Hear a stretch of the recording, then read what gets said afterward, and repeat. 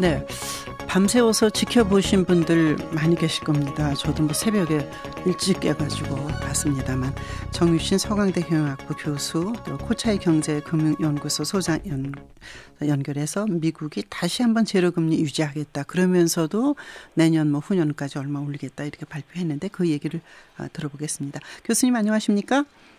안녕하세요. 네, 뭐 오락가락 하더니 결국은 이제 그대로 유지하게 됐는데, 그 결정의 배경을 어떻게 보십니까?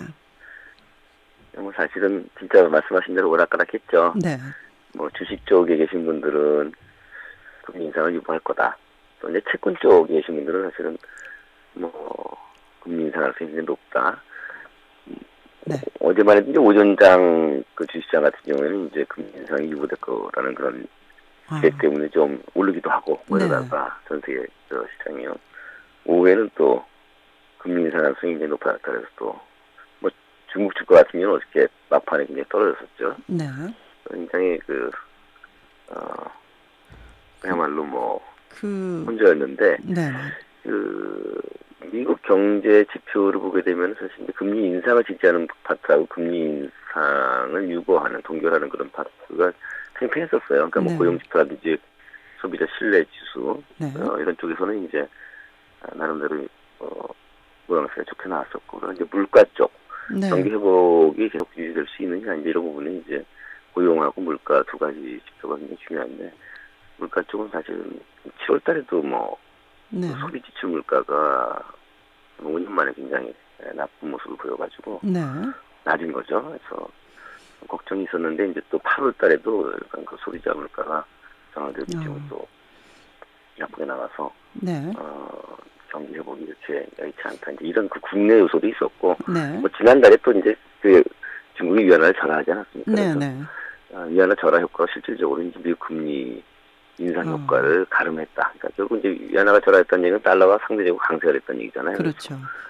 미국 금리 인상을 통해서 얻을 수 있는 그 달러 강세 효과를 이미 다 얻었기 때문에 이 금리를 인상하면 더 추가적인 달러 강세를 통해서 전 세계 금융, 특히 신용 쪽에 이제 문제가 생길 수도 있을 뿐만 아니라 미국 자체가 달러 강세를 통해서 이제 또 디플레 압력, 물가가 떨어지는 거죠. 지금 물가가 지금 하락하고 있는 그런 모습이어서 이제 걱정이 있는데 더 그런 디플레 압력이 생기면 어렵다. 뭐 이제 이런 요소들이 작용하지 않습니다. 그러니까 이제 중국이 뭐 3번에 걸쳐서 금리를 내릴 때 그때 이제 그런 분석을 해주셨던 것 같은데, 그럼 미국의 금리 인상을 견제해서 일단 먼저 치고 나가는 거 아니냐. 그게 효과를 봤다는 거네요.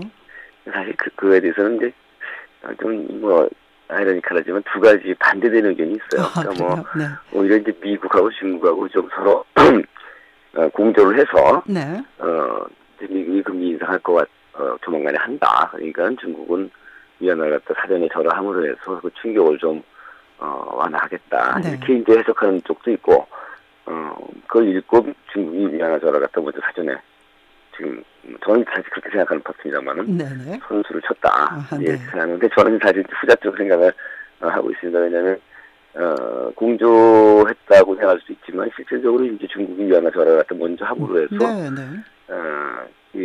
지금 당장은 이제 뭐 그게 같은 것처럼 보이지만 뭐 유럽이라든지 일본이라든지 다른 신흥국들은 추가의 경쟁력 측면에서 볼 때 시간이 지나게 되면 결국 중국의 위안화 절하 때문에 또 통화 절하를 할 수밖에 없는 입장이 되니까 전체적으로 계속 이제 그 절하가 돼서 그 미국의 지표 압력이 높아진다 이제 하는 측면이 있어요. 결국 이제 미국이 뭐 글로벌 경기도 이제 고려한 것도 있지만 자국의 어떤 경기의 회복에 대한 그 자신감이 아직은 좀 시간이 필요하다고 판단한 거죠. 그런데요.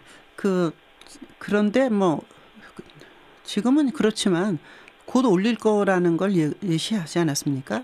2017년까지인가 뭐 언제까지는, 그러니까 조금씩 올릴 것 같은가요? 폭이 어떻게 될 거, 또 언제쯤 아무도 모르지만요.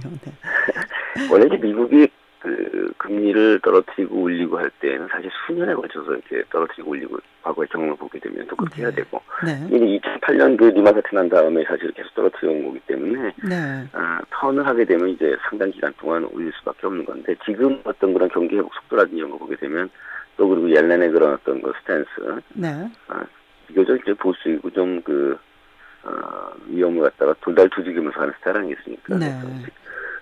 좀 이제 속도를 빠르게 올리지는 않은, 신중하게 하는 그런 성격이기 때문에, 특히 이제 신뢰 문제가 있어서 금년도에 올리겠다고 했기 때문에, 남은 기회가 지금 2번이 있거든요. 10월 달에 이제 26일하고 12월 달에 15일 정도 16일이 있는데, 그때는 아마 이제 올릴 걸로 보입니다. 지금 올리긴 하는데, 지금 어떻게 보면은, 시장에서는 뭐 걱정을 하면서도, 금리 인상을 좀 하면서, 그 다음에 이제 굉장히 코멘트가 중요한데, 다음에는 이제 좀 안정적인 그런 쪽으로 유지하겠다라고 해서 불확실성이 좀 제거될 수 있지 않을까라는 느낌이 있었어요. 그러나, 결국 이제 동결함으로 해서, 인상이 계속 이어질 거라는 어떤 그런 부담감은 좀, 줄여주긴 했지만, 그리고 시장의 불확실성은 계속 여전히 남아있는 그런 요소가 됐기 때문에, 시장의 반응은 썩 좋지는 않을 걸로 지금 생각하고 있습니다. 우리는 어떤 영향을 받게 되나요?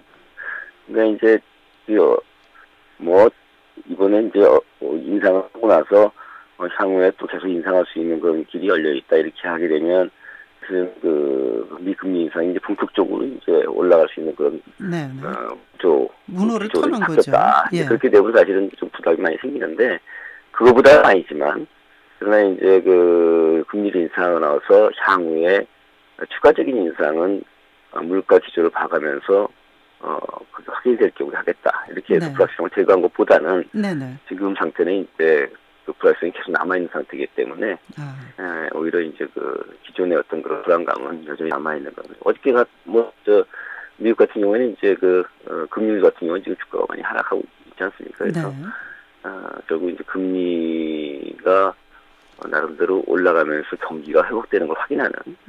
왜냐하면 이제 금리를 올렸다는 얘기는 나름대로 미국 연준에서 미국 경기가 회복이 된다는 걸 자기들이 확인하고 나름대로 자신이 있다. 이런 표현을 할 수 있는 건데, 이제 그건 못했다는 얘기는 미국 경기가 아직까지 회복 기조를 명확하게 잘 잡지 못했다라고 이제 얘기한 결과가 되기 때문에, 향후에 이제 미국 경기는 아직까지 회복이 안 됐고, 중국이나 다른 유럽이나 이런 쪽의 경기가 아직도 문제가 있다고 하면 세계 경기가 계속 문제가 있다, 펀더멘탈리 이런 시그널을 준 거기 때문에, 불확실성은 여전히 남아있는 그런 형태가 됐습니다.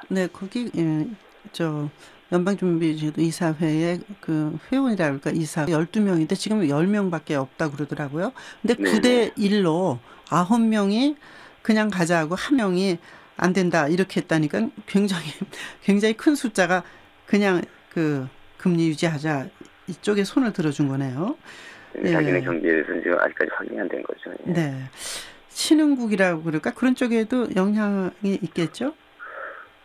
지금 불확실성이 계속 남아있는 상태가 됐기 때문에, 그런데 이제 2번 남았거든요. 연내 이제 금리 인상. 그리고 연초부터 계속 금년에 인상하겠다 했기 때문에, 10월 아니면 11월 때 분명히 올리긴 올릴 거예요. 그러니까, 신흥국 중에서 이제 참 말씀드린 대로, 구조가 좀 불안한 나라다. 단기 외채가 많다든지 외환보유가 적더라든지 또는 지금 문제가 되는 원자재 가격 하락 때문에 문제가 되는 국가들 있잖아요. 그런 부분, 특히 정치적으로 불안한 나라, 브라질, 인도네시아 이런 쪽들은 자본 유출 이런 부분들이 이어질 가능성이 높다 이렇게 얘기할 수 있을 것 같아요. 그러니까 우리는 지금 외환보유고는 아주 괜찮죠.